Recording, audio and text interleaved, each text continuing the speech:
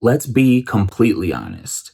Putting yourself out there for proper representation is scary, precisely because you know you're sending your work out to a literary professional. But it is a necessary step toward taking the traditional publishing route. Now, I have taken this advice myself and have put myself out there time and time again and have received dozens of rejection letters.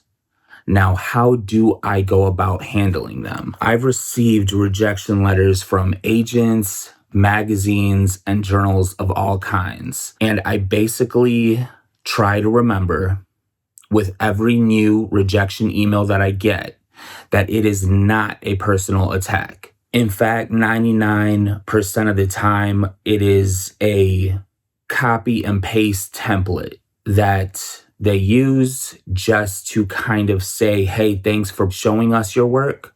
It's not right for us at this moment, but, try again in the future. Feel free to keep in touch. So with that said, it's not really like they're giving specific feedback and saying you are a bad writer and this is what you need to change in order to be accepted by us. While that would be nice, actually, in some cases, it usually doesn't turn out like that. Now, though the disappointment never really does disappear, it does get easier and easier with every new email because you start to get a thicker skin to it. You start to, sadly say, almost expect something like a rejection letter every time you see an email from an agent.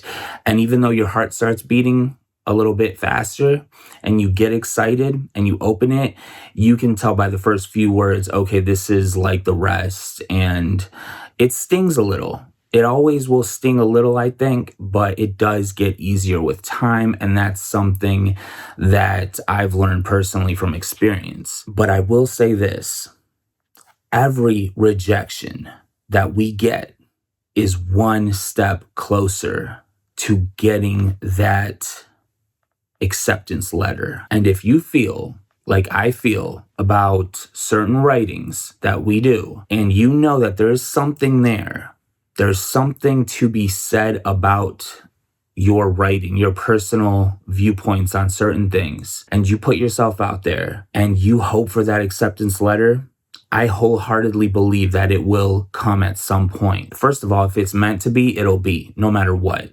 You could get 1,000 rejection letters, and if it's meant to be, and you feel it deep within your soul, it will happen. That's how I think about life. That's how I view things. Now, I do have to say that it is scary. It's a scary process, but we can't be afraid. Do not be afraid to put yourself out there. You never know what may come of these things if you don't try.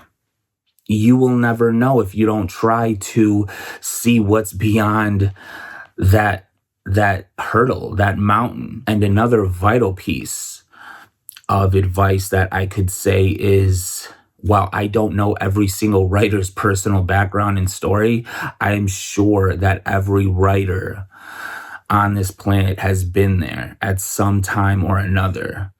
We all go through this.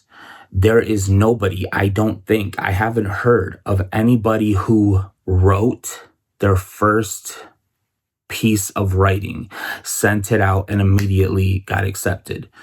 I just haven't heard of that happening.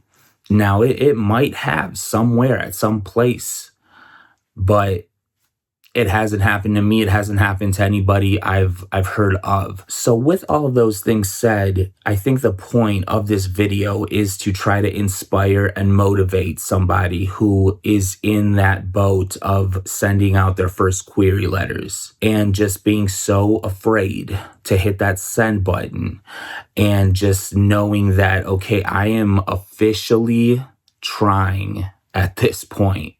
But you know what? Even 100 rejection letters later, you will never regret hitting that send button because you learn with every rejection letter, you learn, even though you don't get specific personal feedback usually, but you learn how to accept that rejection. And it's not really a rejection. That word is so bogged down with negativity.